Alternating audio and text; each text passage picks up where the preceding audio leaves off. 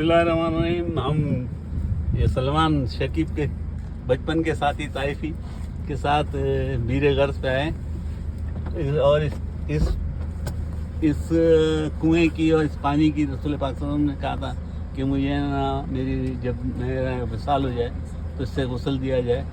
तो इससे गुस्ल दिया गया था। ये एक ज़माने में क्या, अभी थोड़ी देर अरसे पहले ये सब दीवारें कच्ची थी और इसको इतना केयर नहीं करते थे। अब जो है इसको बहुत अच्छा खूबसूरत बना दिया, टूरिस्ट अट्रैक्शन की वजह से बना दिया। और पहले ये पानी लेने नहीं देते थे, अब इन्होंने नल लगा दिए और बाकायदगी से यहाँ पे लोग है ना पानी पीते हैं, पानी आता है। और आलिया और उसके बच्चे, उसके शौहर जो है नीचे ज़ियारत के लिए उतरे हुए हैं। हम क्यों मदीने से बहुत थक गए, मदीने मुनव्वरा की ज़ियारतों में थके तो इसलिए उतरा नहीं, वरना मैं भी उतरता। अच्छा वो गई हुई, हमारी गाइड गई हुई है, वो उनको समझा रही।